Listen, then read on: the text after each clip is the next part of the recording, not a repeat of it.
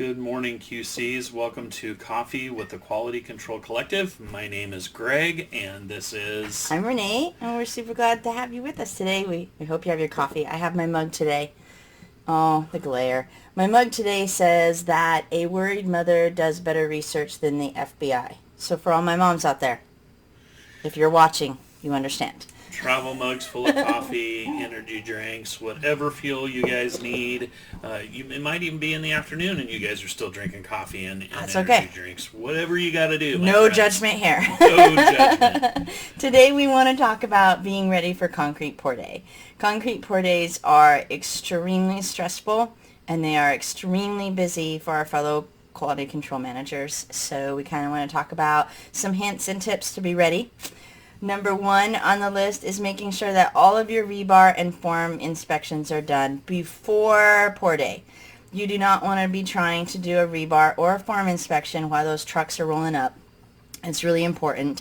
Superintendents are going to be freaking out because they're going to be wanting to tie rebar up until the last minute, if not finishing the rebar on the other side of the pour when the pour starts. And we've been there. Oh, We're yes. not going to try to act like... The only reason we've got a list of tips and tricks is because we've done everything wrong. At least once. At least once. So I've definitely been rushing, trying to get some of those final inspections while those trucks are pulling up. And it's just a headache that you don't want. So push your subs, push your soups. Make sure superintendents understand that day before you want to finish all those inspections so that you're ready to go on concrete pour day.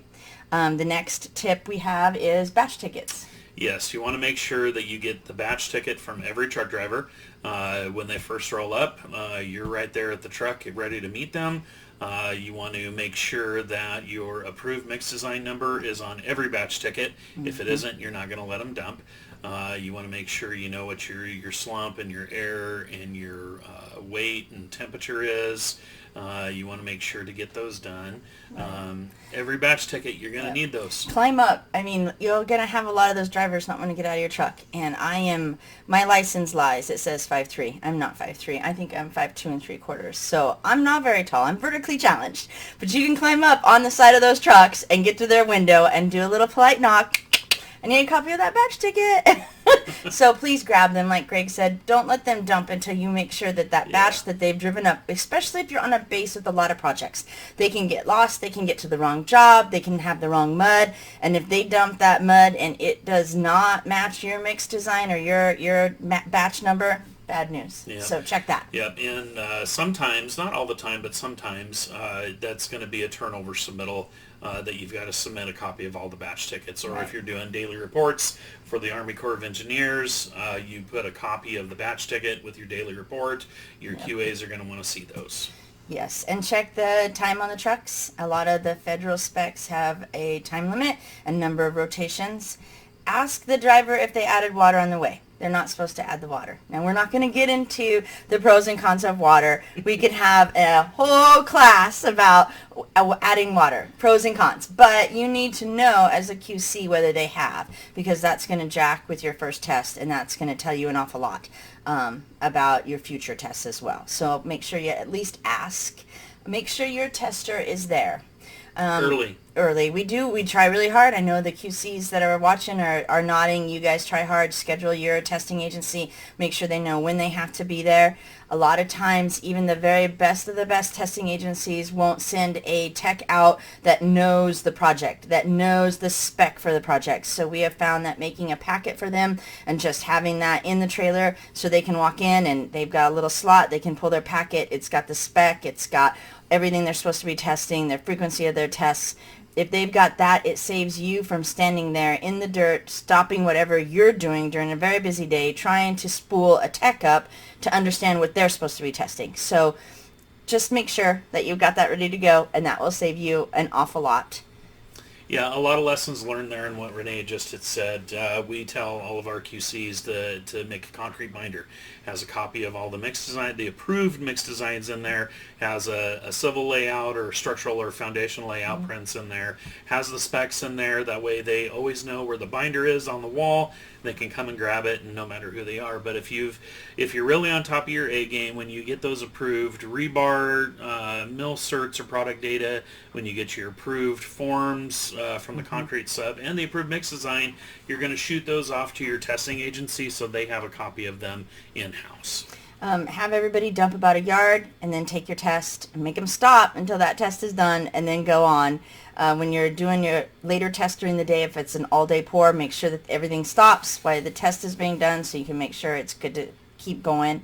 This is your day, QCs. Find your voice. You got to find your voice, and you got to drive pour day. There are a couple days when you got to jump in that driver's seat, and your soup is going to be driving what he needs to be driving, he or she. So your superintendent's got tunnel vision for some things, and you have to have tunnel vision for other things, and you really need to take control of concrete pour day.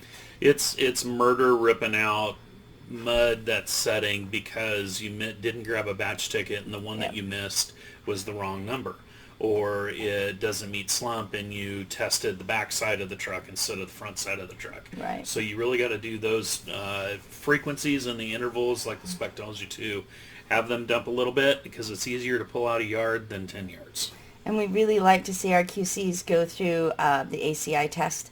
If you've got that, then you understand if the testing agency, whether it's yours or for the plant, is doing the test correctly. Everybody is human. We've had techs sometimes not doing the test correctly, but if the QC knows how to do it and has gone through that certification themselves, then they can tell if the tests are valid. So that's just a little hint, and we're not going to get into pumping on this one, but on a later one we'll talk about pumping, but know where you have to take your test. So understand your specification in the ACI to know point of placement. So if you're using a pump, know where you're supposed to be pulling the buckets for the test. And the last thing I'll say is cure box.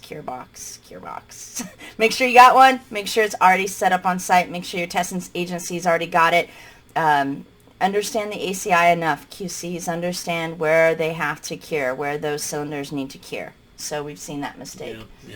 And then one of the last little tips we're going to give you is we know you don't want to be carrying around the entire spec book out there. A lot of ladies and gents are going to be, you might be carrying an iPad. You might be carrying a little notepad in your vest pocket. And so what we'd like to tell our crews is to just get your little piece of paper out of your note pocket, write down the mix design number, write down the slump, the air, the weights, all of that. That's supposed to be per spec, and then you're not lugging around a big book. Absolutely. We really hope that this helped. I know it's really, really fast. We've got a whole training section just on concrete pour day for QCs, but we just wanted to drop in here and give you a few tips. If it's helped, give us a like down below. Like us down below, please. Follow us for the next tips. Have a great day. Find your voice. Have a good day, QCs. See ya. Bye.